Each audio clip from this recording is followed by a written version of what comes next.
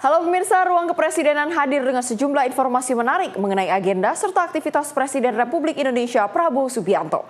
Bersama saya Priska Priscilla, dan inilah Ruang Kepresidenan selengkapnya.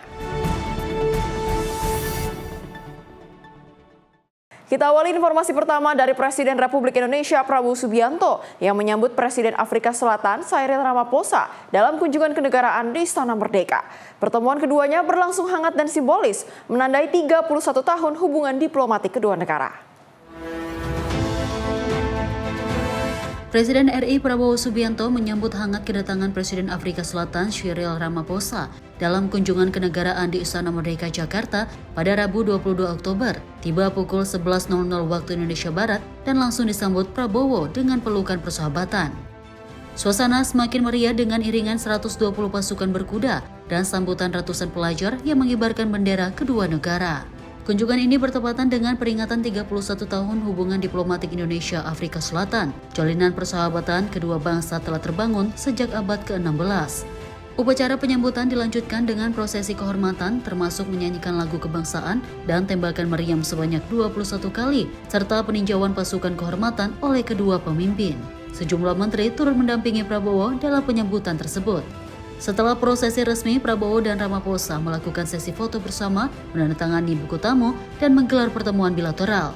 Acara diakhiri dengan jamuan santap siang kenegaraan. Tim redaksi Sinpo TV melaporkan. Presiden Afrika Selatan Cyril Ramaphosa mengapresiasi dukungan Indonesia dalam perjuangan melawan apartheid. Hal tersebut disampaikannya saat bertemu Presiden RI Prabowo Subianto di Istana Merdeka Jakarta.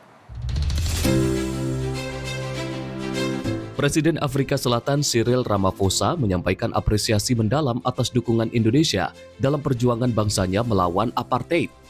Hal ini ia ungkapkan saat bertemu dengan Presiden Republik Indonesia Prabowo Subianto di Istana Merdeka Jakarta pada Rabu 22 Oktober 2025. Ramaphosa menyebut Indonesia bukan sekadar mitra diplomatik, tetapi sahabat sejati yang menunjukkan solidaritas di masa-masa sulit. Ia juga menyoroti eratnya hubungan kedua negara yang telah terjalin sejak era perjuangan kemerdekaan di Afrika. Ramaphosa mengucapkan selamat atas peringatan 70 tahun Konferensi Asia Afrika yang menurutnya menjadi tonggak penting bagi kerjasama Selatan-Selatan dan inspirasi bagi gerakan pembebasan di Afrika. We see it as a very good indication of the importance that you ascribe to our relationship as South Africa and Indonesia. So I'd like to really thank you for the very warm welcome that you have extended to us. We congratulate you on the commemoration of the 70th anniversary of the Asian African Conference. The Bandung Conference in 1955 was a great inspiration and a source of encouragement to the leaders of our liberation struggle who were present there. For all these years, the people of South Africa found a steadfast ally in Indonesia, which consistently supported the struggle against apartheid. We will forever remain grateful for the support and the solidarity of the people of Indonesia. Lebih lanjut, Ramaphosa menegaskan bahwa dukungan Indonesia dalam perjuangan anti-apartheid merupakan bagian dari sejarah yang tak terlupakan. Solidaritas tersebut menurutnya tak hanya berupa dukungan politik, tapi juga keberanian moral untuk melawan ketidakadilan global. Sebelumnya, politik apartheid merupakan kebijakan pemisahan ras di Afrika Selatan sejak tahun 1948 hingga 1990-an yang menindas ras kulit hitam. Tim redaksi Sinpo TV melaporkan. Presiden Prabowo Subianto dan Presiden Afrika Selatan Cyril Ramaphosa menunjukkan keakraban usai pertemuan bilateral di Istana Negara Jakarta. Momen penuh semangat tercipta saat keduanya menyerukan slogan perjuangan Amandala Awethu di hadapan media.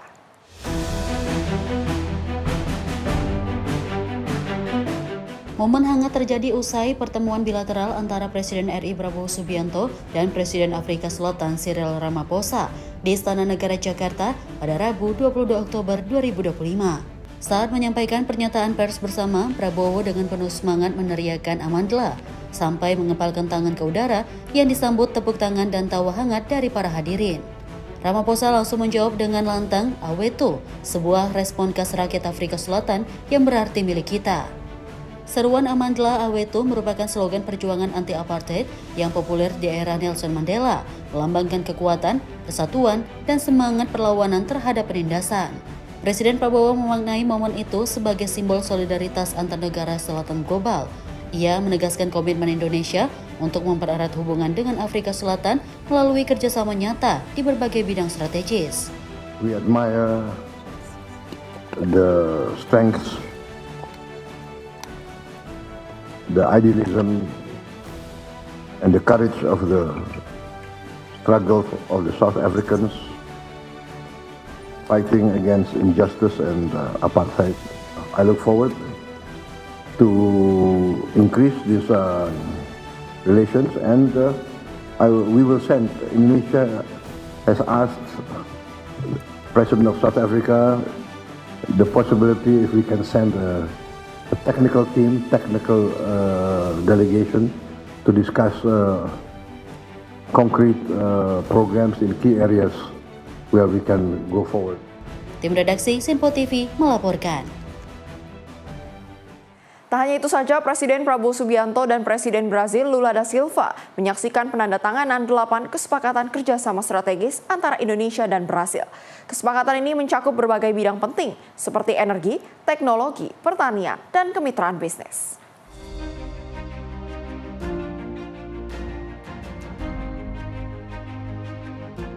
Presiden Indonesia Prabowo Subianto dan Presiden Brazil Luiz Inácio Lula da Silva menyaksikan penandatanganan 8 dokumen nota kesepahaman dan memorandum kerjasama strategis di Istana Negara Jakarta pada Kamis 23 Oktober 2025. Sebelumnya, kedua pemimpin menggelar pertemuan TT-ATT dan bilateral yang berlangsung hangat dan penuh apresiasi.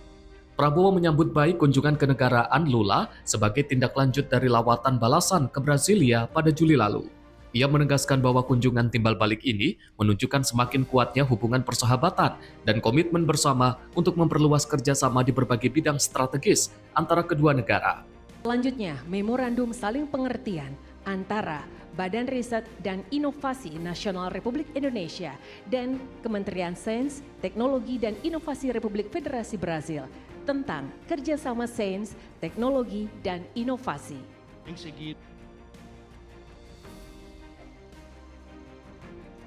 Kami persilakan untuk menunjukkan kepada media. Temos que mostrar para a mídia. Pangan dan Energi Republik Federasi Brasil tentang kerjasama energi dan pertambangan. Kami persilakan untuk dapat menunjukkan kepada media. Pedimos favor para mostrar para a mídia. Memorandum saling pengertian antara Danantara Indonesia dan GBS. Kami persilakan untuk menunjukkan kepada media. Favor, mostra para a mídia. Memorandum saling pengertian antara Kadin dan Apex tentang kerjasama promosi dagang. Kami persilakan untuk ditunjukkan kepada media. Favor, mostra para a mídia. Berikutnya, memorandum saling pengertian antara PT Perusahaan Listrik Negara Persero Indonesia dan JNF SA Brazil.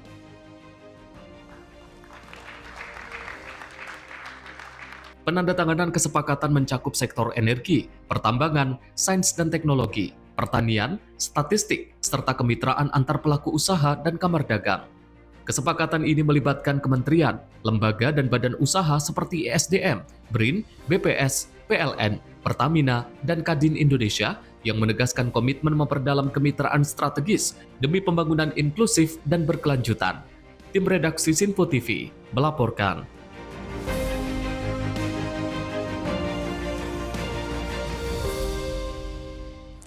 Dalam pertemuan di Istana Negara, Presiden Brasil Lula da Silva menekankan pentingnya memperkuat kerjasama dengan Indonesia.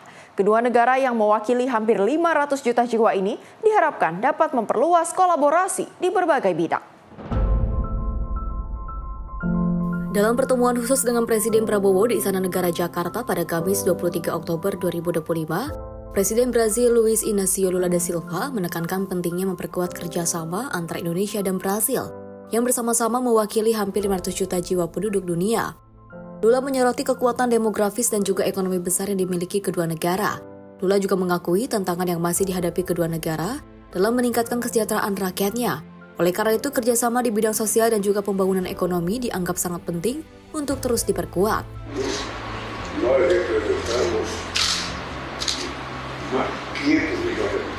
Together, we represent almost 500 million people. We have a strong developing economy. Two peoples that still lack a lot in terms of improving their well-being, and so they need social programs to help them. I hope that in this visit to Indonesia and during our meetings, we can guarantee political, economic, social, scientific, technological gains for the people of Indonesia and for the people of Brazil. Lebih lanjut, Lula berharap kunjungan kenegaraan ini dapat menghasilkan kemajuan nyata di berbagai bidang termasuk politik, ekonomi, sosial, serta sains dan teknologi, guna mempererat hubungan kedua bangsa. Tim redaksi Simpo TV melaporkan. Presiden Prabowo Subianto menegaskan tidak akan ada lagi kasus hukum yang kebal di Indonesia. Pemerintah berhasil menangani berbagai kasus besar, termasuk pengambil alihan lahan ilegal dan penghentian tambang ilegal dengan jumlah nilai yang besar. Presiden Prabowo Subianto mengapresiasi penegak hukum atas keberhasilan mereka menangani kasus korupsi besar hingga tuntas. Ia menegaskan bahwa saat ini tidak ada lagi kasus korupsi yang kebal hukum atau untouchable di Indonesia. Pernyataan ini disampaikan dalam sidang Kabinet Paripurna pada peringatan setahun pemerintahannya di Istana Negara Jakarta. Prabowo juga mengungkapkan keberhasilan pemerintah dalam mengambil alih lahan kelapa sawit seluas 4 hektar yang melanggar hukum. Selain itu, pemerintah berhasil menghentikan aktivitas tambang ilegal yang merugikan negara hingga lebih dari 100 triliun rupiah. Salah satu contoh keberhasilan penegakan hukum adalah di Bangka Belitung, di mana operasi penutupan jalur penyelundupan tambang timah ilegal berhasil menyelamatkan kerugian negara sebesar 45 triliun rupiah dalam 1 tahun pemerintahan Prabowo. Upaya ini menjadi bukti komitmen pemerintah dalam memberantas kejahatan ekonomi. No more untouchable, nggak ada yang untouchable lagi. Saya terima kasih penegak hukum yang tegar meneruskan tugas yang mulia ini. Juga penegak hukum telah berhasil menyelamatkan lebih dari 1.000 triliun kerugian negara. Ini yang berhasil kita tegakkan. Lebih dari 4 juta hektar kebun kelapa sawit dalam kawasan hutan yang melanggar undang-undang dan melanggar hukum, ini kita kuasai kembali oleh rakyat, oleh negara. Juga lebih dari 100 triliun kerugian dari tambang ilegal berhasil kita hentikan. Terutama kemarin dari Bangka Belitung, kita tutup, sampan pun tidak bisa keluar membawa hasil selundupan. Saya dilaporkan yang terakhir itu 1 sampan, isinya timah, berhasil ditangkap oleh Angkatan Laut kita. Ini kita hentikan, dan ini kita menyelamatkan kurang lebih 45 triliun 1 tahun. Mungkin ada nggak tahu pihak-pihak yang teriak-teriak, tapi ya sudahlah. Pihak-pihak itu pihak-pihak yang salah. Pihak-pihak yang melanggar hukum, pihak-pihak yang mencuri dari rakyat Indonesia. Yang mengakibatkan kita masih banyak orang miskin karena kekayaan kita banyak dicuri. Tim redaksi Simpo TV melaporkan. Pemerintah merayakan hari ulang tahun Perserikatan Bangsa-Bangsa yang jatuh setiap tanggal 24 Oktober. Momentum ini menjadi pengingat awal mula perdamaian bermula dari tindakan nyata kepedulian di lingkungan sekitar, baik dari pemerintah maupun pihak luar. Direktur Jenderal Kerjasama Multilateral Kementerian Luar Negeri, Tri Trahayat, mengungkapkan peran Indonesia dalam tugas misi perdamaian dunia bagi Perserikatan Bangsa-Bangsa sangat krusial. Menurutnya, perayaan ini menjadi dorongan penuh untuk selalu berperan menjaga perdamaian dunia tanpa terkecuali. Hal ini disampaikan saat perayaan Hari Perserikatan Bangsa-Bangsa dan Indonesia di Universitas Katolik Atmajaya Jakarta Jumat pagi dengan tema Safeguarding the World, Weaving Harmony Indonesia's Role in Peacekeeping Mission. Kemlu menyoroti peran masyarakat sangat krusial terhadap keamanan tugas diplomasi di Indonesia. Lebih luas, perayaan Hari PBB selalu jatuh pada tanggal 24 Oktober setiap tahunnya, dan dengan meningkatnya hubungan Indonesia dan PBB, mampu menguatkan konsistensi terhadap proses perdamaian di seluruh dunia. Bagi Indonesia, komitmen ini bukan sekedar kata-kata. Dengan lebih dari 2.700 personel yang ditugaskan pada 8 misi PBB, Indonesia saat ini merupakan kontributor personel terbesar kelima untuk misi pemeliharaan perdamaian PBB. I hope this event inspire more young generations to understand the values of peace and energize their spirit to contribute to global peace. Colleagues, on final note, as we commemorate 80 years of the UN and 75 years of Indonesia UN relations, let us reaffirm our shared commitment to the principles and purposes of UN Charter to create world peace. World peace cannot be achieved by diplomats, soldiers, or international institutions alone. Sementara itu, Koordinator Residen PBB untuk Indonesia, Gita Syabharwal, melihat makna spesial pada peringatan Hari PBB kali ini sekaligus bertepatan dengan usia 75 tahun hubungan Indonesia dan organisasi PBB. Melalui hubungan ini, kedua pihak mampu meraih tujuan dan kepercayaan dalam menciptakan dunia yang adil dan berkelanjutan. Indonesia's contribution to the global peace and security as the fifth largest contributor of UN peacekeepers reflects this vision in action. We honor this commitment with the commemorative stamp unveiled today. This year UN Day carries an even deeper meaning. 2025 is special because it marks 75 years since Indonesia joined the United Nations, a milestone that invites both reflection and celebration. As we mark 75 years since Indonesia joined the UN, we are reminded that progress is never achieved alone. The UN is only as strong as the partnerships it builds, with government, with civil society, with the private sector, and above all, with the people. Indonesia has shown what principled partnership looks like. Rooted in trust, driven by shared purpose, and focused on delivering real results. Dari Jakarta, Max Fauzan, Sinpo TV melaporkan. Setahun Presiden Prabowo memimpin, sebanyak 166 sekolah rakyat telah berdiri untuk memutus rantai kemiskinan. Presiden Prabowo Subianto berencana membangun 500 sekolah rakyat guna memperluas akses pendidikan bagi anak miskin ekstrim. Saat membuka sidang Kabinet Paripurna di Istana Negara Jakarta pada Senin 20 Oktober, Presiden Prabowo Subianto mengumumkan rencana membangun 500 sekolah rakyat sebagai upaya memutus rantai kemiskinan. Hingga kini sudah berdiri 166 sekolah yang mencakup jenjang SD hingga SMA. Prabowo menyatakan bangga karena capaian ini melampaui target awal yang hanya 100 sekolah pada pertengahan tahun depan. Sekolah rakyat dirancang khusus untuk membantu anak-anak dari keluarga miskin ekstrim dengan menyediakan pendidikan gratis, fasilitas asrama, dan juga makanan. Program ini sudah menampung hampir 16.000 siswa yang sebelumnya sulit mengakses pendidikan. Prabowo juga menekankan bahwa kemiskinan tidak harus diwariskan dan sekolah rakyat menjadi solusi nyata untuk mengatasi masalah tersebut. Sudah berdiri 166 sekolah rakyat sudah beroperasi.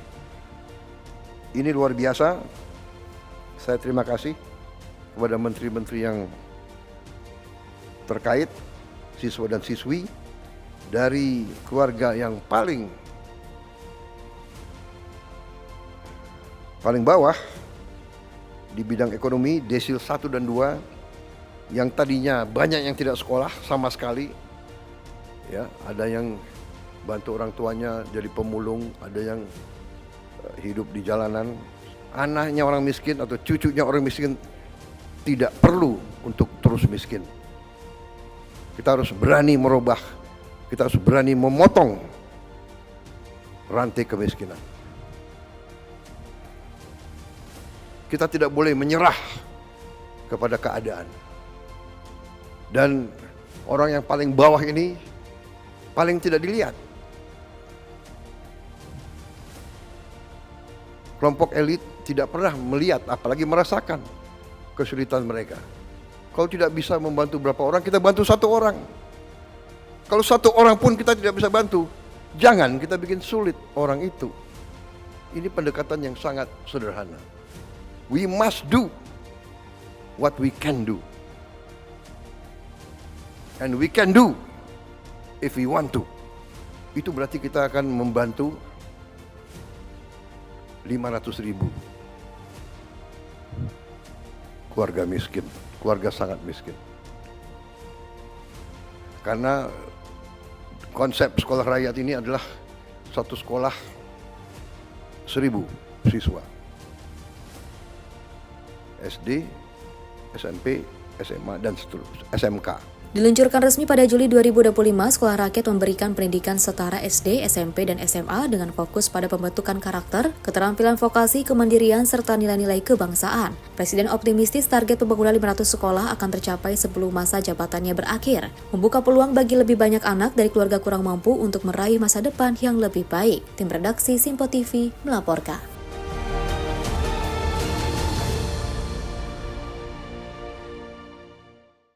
Presiden Prabowo Subianto bertolak ke Kuala Lumpur. Informasi selengkapnya usai jeda. Tetap bersama kami di Ruang Kepresidenan.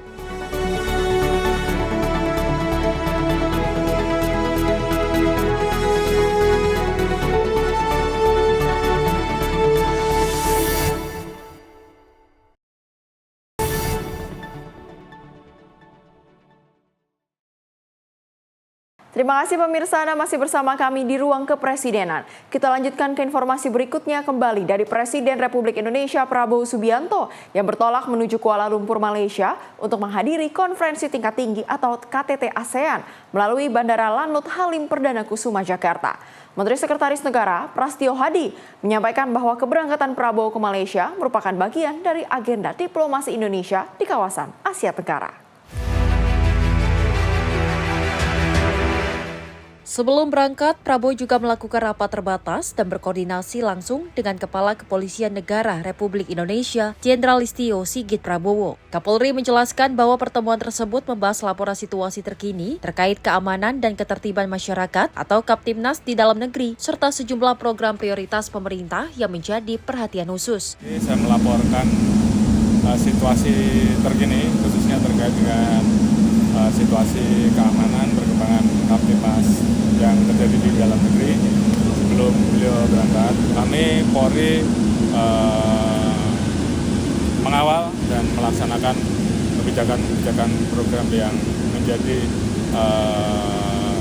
penekanan Bapak Presiden. Di waktu yang bersamaan, Kapolri menegaskan bahwa Polri akan terus menjalankan program dan kegiatan yang menjadi catatan serta arahan Prabowo guna menjaga stabilitas keamanan nasional. Di akhir, Prasetyo menghaturkan doa agar perjalanan kunjungan kenegaraan kali ini akan berjalan dengan lancar dan bakal membawa manfaat bagi bangsa Indonesia. Dari Jakarta, Gio Malau, Simpo TV melaporkan.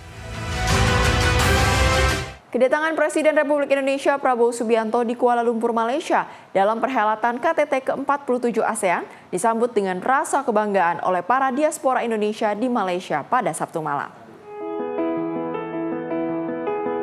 Dimulai dari kejauhan terdengar iring-iringan rombongan Presiden Prabowo tiba di hotel tempat akan menginap selama acara berlangsung. Sudah nampak warga memadati area sekitar lobi hotel. Prabowo yang baru saja membuka pintu dan keluar dari mobil yang mengantarkannya itu pun sudah disambut dengan riuh seruan namanya yang menggema dengan semangat. Prabowo juga menyempatkan untuk ramah tamah sejenak dengan para diaspora Indonesia yang telah setia menanti kedatangannya dengan menyalami dan meladeni permintaan foto bersama. Syafa mengakui sebagai big fans Prabowo dan berdecak kagum tatkala mendapatkan kesempatan berbincang sejenak bahkan hingga disalami dan juga foto bersama. Big fan sama dia. Big fan. Apa sih yang bikin senang? Karena Sama pengen ketemu. Kenapa sama pengen ketemu sama karena dia gemoy. ketemu Bapak Presiden ya senang, bahagia, kagum. Dan saya mengucapkan semoga Bapak selalu sehat selalu. Adapun sang ibunda menjelaskan bahwa ada rasa bahagia tersendiri ketika dirinya dan anaknya berkesempatan bercengkrama dengan sosok orang nomor 1 di Republik Indonesia itu. Dari Kuala Lumpur, Malaysia, Dio Malau, Simpo TV melaporkan. Kedatangan Presiden Republik Indonesia Prabowo Subianto di Kuala Lumpur, Malaysia dalam perhelatan KTT ke-47 ASEAN disambut dengan rasa kebanggaan oleh para diaspora Indonesia di Malaysia. Dalam pidatonya pada konferensi tingkat tinggi ke-28 ASEAN Plus 3 di Kuala Lumpur, Malaysia pada Senin 27 Oktober 2025, Presiden Republik Indonesia Prabowo Subianto menekankan pentingnya memperkuat kerjasama konkret dan memastikan persaingan di kawasan tetap konstruktif. Presiden RI menyoroti berbagai tantangan global yang kompleks seperti perubahan iklim, gangguan perdagangan, dan ketegangan geopolitik yang berdampak langsung pada kehidupan rakyat di kawasan. Dalam konteks integrasi regional, Presiden Prabowo menekankan perlunya diversifikasi perdagangan, penguatan jaring pengaman keuangan, serta implementasi penuh APT Cooperation Work Plan 2023-2027. Ia juga menyerukan peningkatan ASEAN Plus 3 Emergency Rice Reserve untuk menjaga pasokan pangan stabil dan memperkuat kerjasama darurat antar negara melalui pertukaran informasi.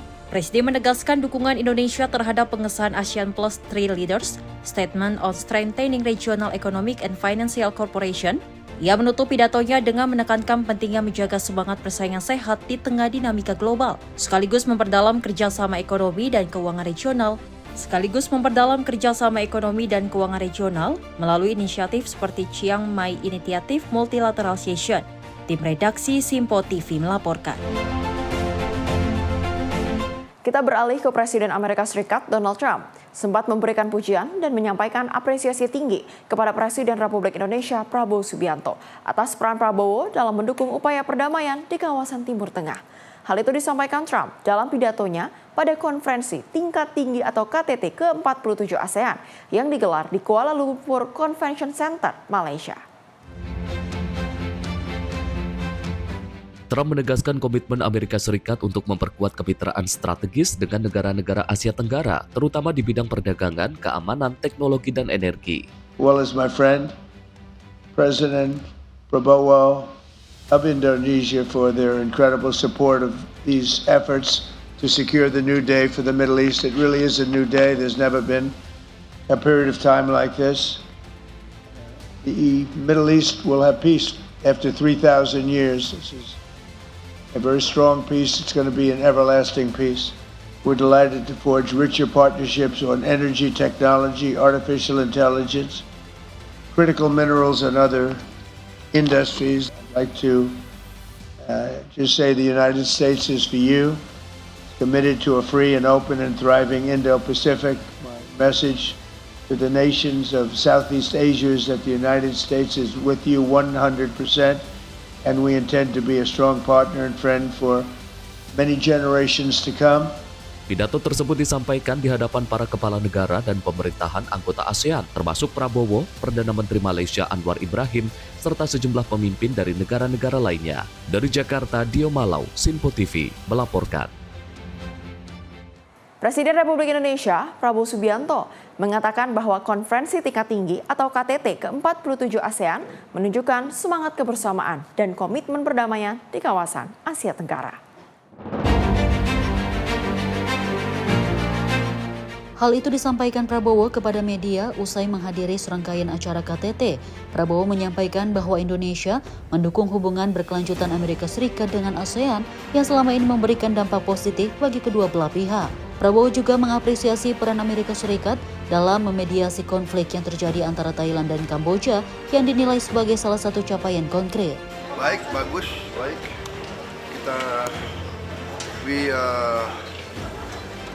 We support continued U.S. engagement with ASEAN. The engagement has been very positive for ASEAN and for the United States.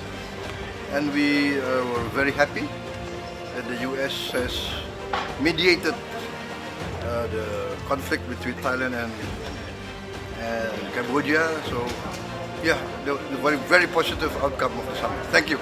Prabowo menekankan pentingnya menjaga semangat kerjasama dan solidaritas antar negara ASEAN dalam menghadapi tantangan kawasan dengan menjaga kolaborasi menjadi kunci utama bagi stabilitas negara. Dari Jakarta, Dio Malau, Sinpo TV melaporkan. Program revitalisasi sekolah yang digagas Presiden Prabowo Subianto membawa perubahan besar di SMPN 1 Telaga Sari, Karawang. Renovasi ruang kelas dan fasilitas pendukung membuat siswa lebih nyaman dan semangat belajar.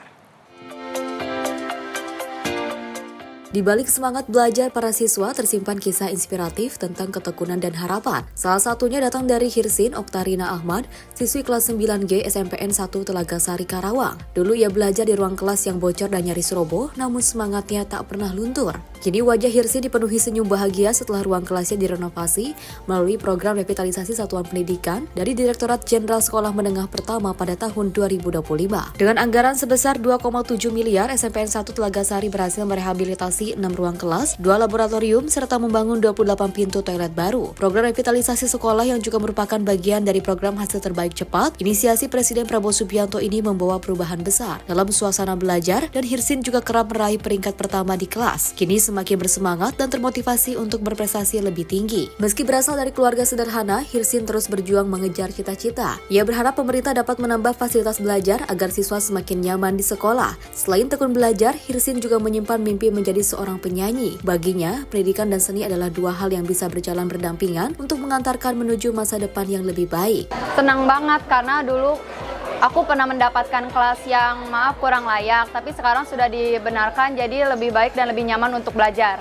Atapnya bocor, terus lantai-lantainya yang patah-patah, terus ruangannya juga sumpek sama panas gitu. Kalau bisa sih ditambahin AC ya biar lebih adem gitu, nggak kepanasan waktu belajar, gak usah kipas-kipas lagi. Menuntut ilmu yang banyak, terus bisa terus juara kelas dan dapat beasiswa lagi.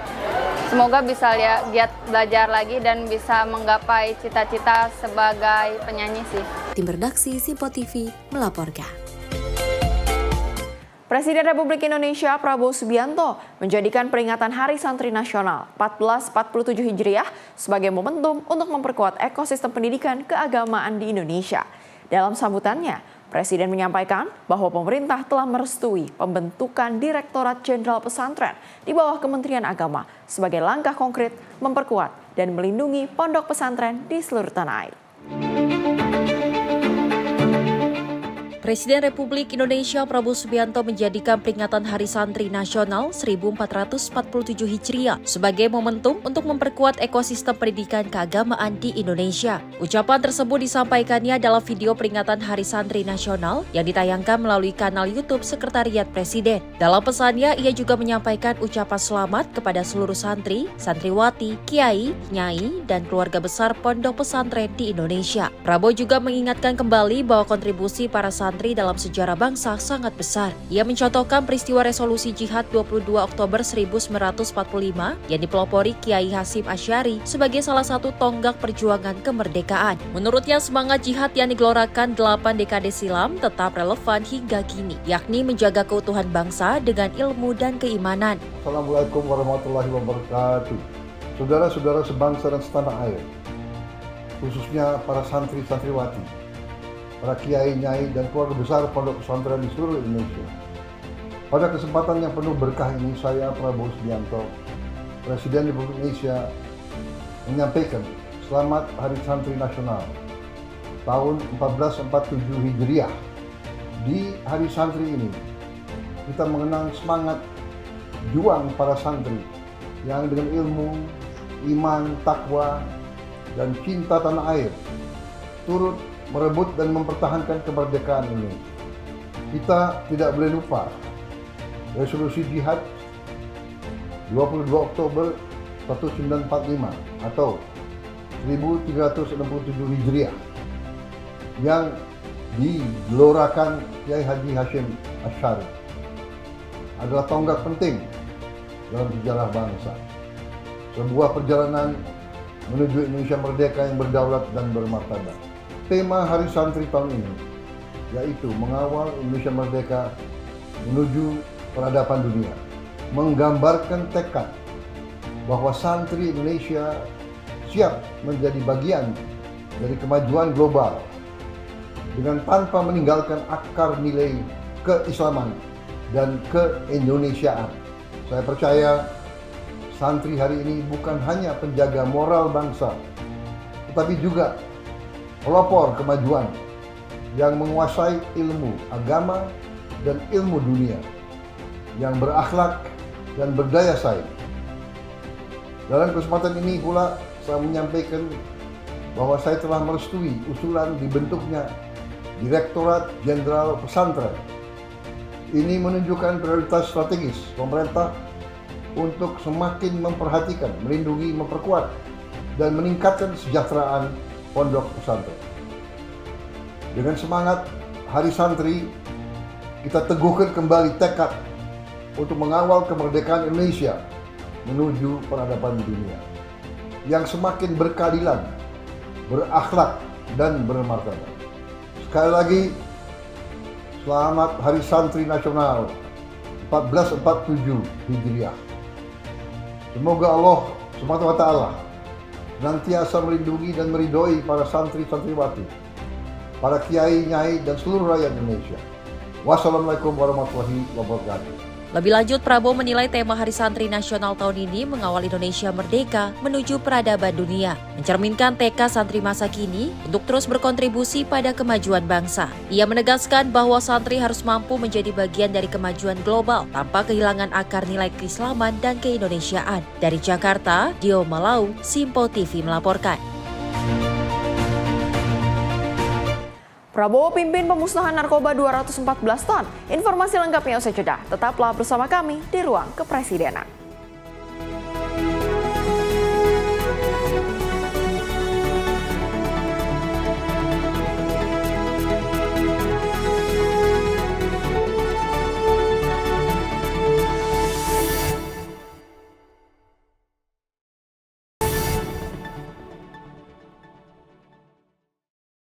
Terima kasih pemirsa, Anda masih bersama kami di Sinfo TV.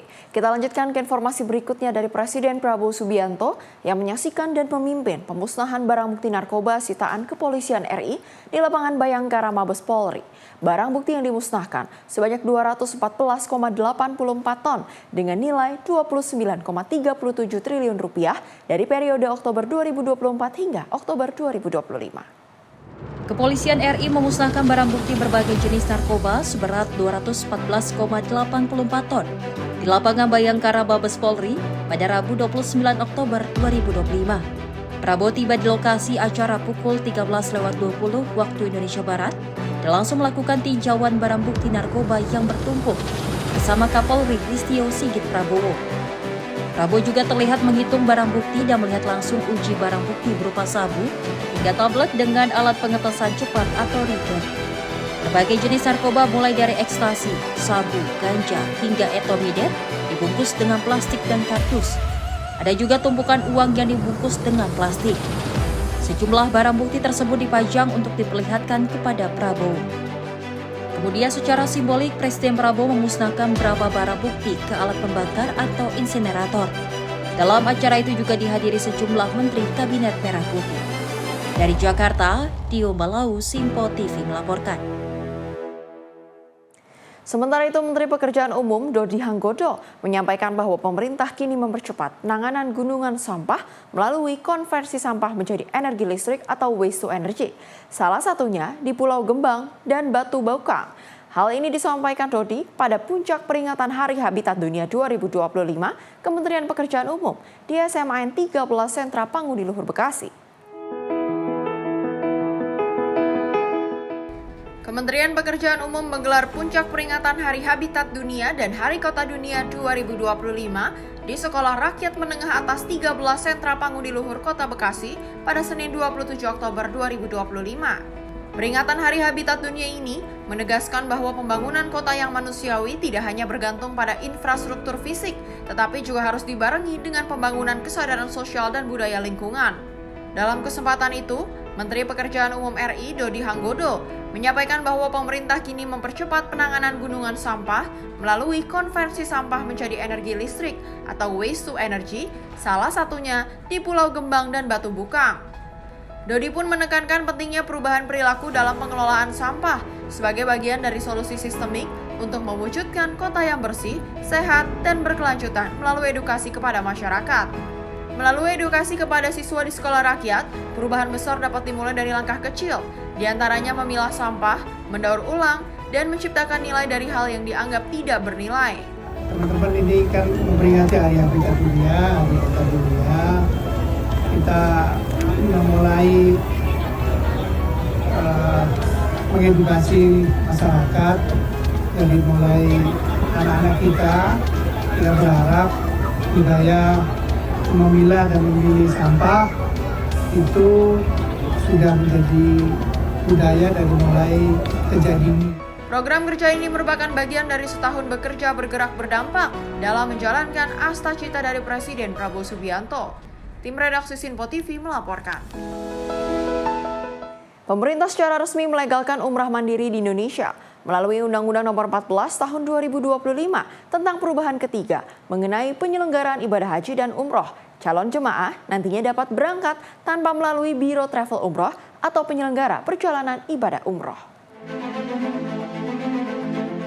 Wakil Menteri Haji dan Umroh Dhanil Anzar Simanjuntak menjelaskan dengan dilegalkannya umroh mandiri melalui undang-undang untuk menyesuaikan perkembangan regulasi negara Arab Saudi. Dhanil menyebut hal ini juga merupakan upaya pemerintah dalam melindungi calon jemaah umroh mandiri. Nantinya para calon jemaah harus terdaftar terlebih dahulu dan juga melakukan pemesanan layanan di Arab Saudi melalui sistem nusuk. Terkait dengan umroh mandiri memang sudah diatur dan dilegalkan oleh undang-undang terbaru kita, Undang-Undang Haji, yaitu Undang-Undang Nomor 14 Tahun 2025. Nah, undang-undang tentu menyesuaikan dengan perkembangan regulasi yang ada di Saudi Arabia atau Kerajaan Saudi Arabia. Pada saat ini pintu atau gerbang untuk pelaksanaan haji mandiri memang sangat dibuka oleh Kementerian Haji dan Umroh Saudi Arabia, sehingga Indonesia tentu secara regulasi harus kompatibel, bahkan harus menyesuaikan regulasi kerajaan Saudi Arabia, sehingga kita kemudian di dalam undang-undang atau perubahan undang-undang bersama dengan DPR itu melegalkan haji mandiri. Nah, pelegalan haji mandiri ini berangkat dari perubahan-perubahan yang sangat radikal di perkembangan ekosistem ekonomi haji, di mana banyak sekali jamaah umroh mandiri dari seluruh dunia termasuk dari Indonesia sudah melakukannya selama ini. Nah, bahkan ketika undang-undang lama tidak mengakomodir pelaksanaan umroh mandiri, jamaah umroh kita sudah banyak yang melakukan umroh mandiri karena aturan dan regulasi pemerintah Kerajaan Saudi Arabia sangat membuka peluang itu. Nah, sehingga kita ingin melindungi seluruh jamaah umroh mandiri atau seluruh jamaah umroh kita, maka kita masukkanlah di dalam undang-undang untuk memastikan perlindungan terhadap jamaah umroh mandiri. Namun ketika kita ingin melakukan perlindungan terhadap jamaah umroh mandiri, juga artinya kita juga akan melindungi seluruh ekosistem ekonomi yang ada di dalamnya. Di sisi lain, anggota Komisi 8 DPR Aprozi Alam menilai peresmian umroh mandiri tersebut ialah untuk pemerintah ingin mendahulukan kepentingan masyarakat. Dirinya mengatakan kebijakan umroh mandiri bukanlah sebuah hal yang baru di Arab Saudi, melainkan telah berjalan sejak lama. Oleh karena itu, negara Indonesia mengikuti perkembangan regulasi yang ada di Arab Saudi. Sebenarnya nggak perlu ada pembahasan lagi. Undang-Undang Nomor 14 Tahun 2025 sudah clear.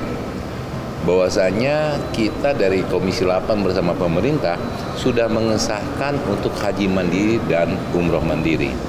Ada pihak-pihak yang merasa kurang bisa diterima, saya pikir hal yang biasa lah.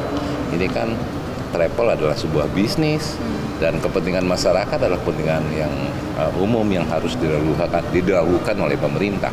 Apalagi kita tahu bahwasanya di Arab Saudi kan hal ini bukan baru. mereka sudah membuka seluas-luasnya. Di Indonesia baru mengikuti regulasi yang ada di Arab Saudi.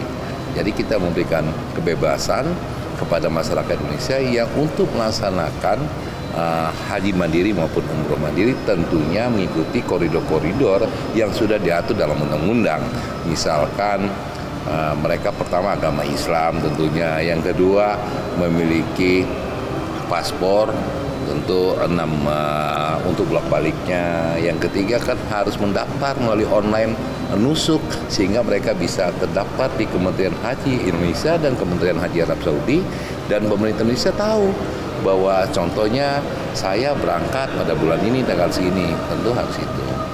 Seandainya itu tidak dilakukan tentu tidak bisa. Gitu loh. Ada yang mungkin ada lembaga-lembaga terkait yang mungkin atau pihak-pihak terkait yang merasa dirugikan, tentu yang namanya regulasi perubahan tentu ada yang dirugikan. Di Jakarta, Farizalda Fariskiano, Simpo TV melaporkan. Sementara itu, Menteri Koordinator Bidang Infrastruktur dan Pembangunan Kewilayahan, Agus Harimurti Yudhoyono, menyebut pemerintah masih menggodok skema pelunasan utang kereta cepat Indonesia-China atau WUSH. Beberapa opsi muncul, diantaranya melalui skema soft loans atau pelimpahan pembiayaan ke Danantara. Menko Infrastruktur dan Pembangunan Wilayah Agus Harimurti Yudhoyono menegaskan, pembahasan skema pelunasan utang kereta cepat masih berlangsung antara pemerintah, PT Kereta Cepat Indonesia-China, dan badan usaha terkait. Menurutnya, pemerintah tidak ingin polemik terkait pembiayaan proyek strategis tersebut berkepanjangan, namun tetap mendorong penyelesaian yang transparan dan menguntungkan semua pihak. AHY menyebut pemerintah saat ini terus mengembangkan berbagai skema kreatif financing tanpa hanya mengandalkan anggaran APBN. Di antaranya melibatkan sektor swasta, lembaga multilateral seperti World Bank dan IFC untuk menjaga keberlanjutan proyek infrastruktur nasional. Soft loans, ya selalu ada skema itu, ya berapa dan bagaimana nanti terus kita kembangkan, ya yang jelas kita memang harus terus kreatif financing itu menjadi tema besar. Pak Presiden telah menyampaikan kepada kita jangan melulu hanya mengedepankan anggaran APBN, tapi harus kreatif. Swasta harus terus diperankan, dan pembangunan itu juga harus membuka ruang bagi semua yang ingin menjadi share atau stakeholder di situ, dalam dan luar negeri. Itulah mengapa kami juga berusaha agar potensi pembangunan dan apa yang menjadi economic value ini bisa dijelaskan kepada siapapun, agar juga mereka ada ketertarikan untuk masuk. Kita cukup sering mengundang multilateral partners, ya World Bank, IFC, kemudian ADB. Tadi juga pada saat peresmian IPFO juga sejumlah kalangan hadir, ya semangatnya di situ. Kemudian KCIC kita tahu memang masih menghadapi tantangan serius yang harus kita carikan solusinya, yaitu terkait dengan utang.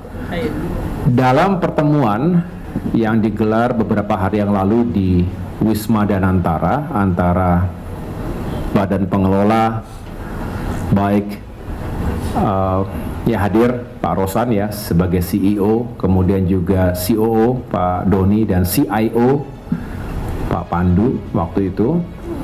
Kita sama-sama mencari solusi bagaimana, dan masih dikembangkan. Beberapa kali kami juga undang pihak Danantara, tentu Kementerian Perhubungan, Direktorat Jenderal Perkeretaapian, Dirut KAI, dan semua yang saat ini mengawaki KCIC atau WUSH untuk mencari atau mengembangkan opsinya. Saya belum bisa menyampaikan secara definitif karena memang masih terus dikembangkan. Nanti saja pada saatnya kita akan jelaskan secara terbuka bagaimana langkah yang diambil.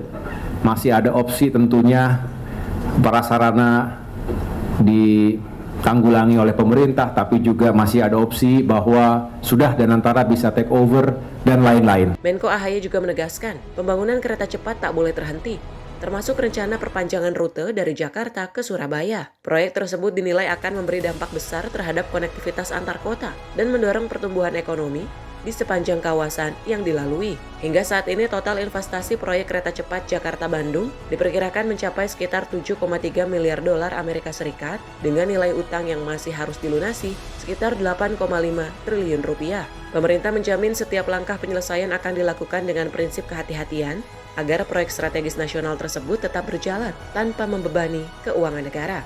Dari Jakarta, Dio Malau, Sinpo TV melaporkan. Laboratorium Indonesia 45 menyoroti kinerja 1 tahun pemerintahan Presiden Prabowo Subianto dan Wakil Presiden Gibran Rakabuming Raka di Jakarta Pusat. Laboratorium 45 ini menilai 1 tahun pemerintahan Prabowo Gibran dapat dinilai dari sejumlah program prioritas yang memberi dampak positif bagi masyarakat. Dalam media briefing 1 tahun pemerintahan Prabowo Gibran, Ketua Laboratorium Lab Indonesia 2045, Jaleswari Promodawardani, menyampaikan bahwa evaluasi terhadap pemerintahan saat ini perlu dilihat secara proporsional. Menurutnya, penilaian dalam masa 1 tahun belum dapat sepenuhnya mencerminkan kinerja pemerintah. Namun, sejumlah program prioritas dinilai telah berjalan dengan arah yang baik. Salah satunya yaitu program makan bergizi gratis, yang dinilai sebagai inisiatif positif untuk meningkatkan kesejahteraan masyarakat. Meski demikian, Lab 45 mengingatkan agar pengelolaan dan koordinasi di tingkat kementerian dan lembaga perlu ditingkatkan agar program tersebut lebih tepat sasaran. Apa kebijakan yang paling berdampak positif dari Bapak Presiden Prabowo dan Mas Gibran? Ya, pertama kita memang ini semacam disclaimer ya bahwa evaluasi terhadap 1 tahun pemerintahan Presiden Prabowo Subianto itu memang tidak fair kalau misalkan 1 tahun itu kita kemudian menghakimi tentang kekurangan-kekurangan dan mengabaikan soal apresiasi. Tapi kalau kita melihat sisi positifnya adalah secara prinsipil sebetulnya MBG itu adalah program yang baik. Tetapi saya rasa dari kajian-kajian kami ini mengingatkan kepada kawan-kawan di kementerian lembaga agar tata kelolanya itu diperbaiki. Evaluasi 1 tahun pemerintahan Prabowo Gibran diharapkan menjadi langkah penting untuk memperkuat sinergi pemerintah serta memantapkan komitmen dalam mewujudkan pembangunan menuju Indonesia Emas 2045. Dari Jakarta, Tim Liputan Sinpo TV melaporkan. Pemirsa, informasi tadi sekaligus menutup perjumpaan kita pada Ruang Kepresidenan kali ini. Saya Priska Priscila, mewakili kerabat kerja yang bertugas, terima kasih atas kebersamaan Anda dan sampai jumpa.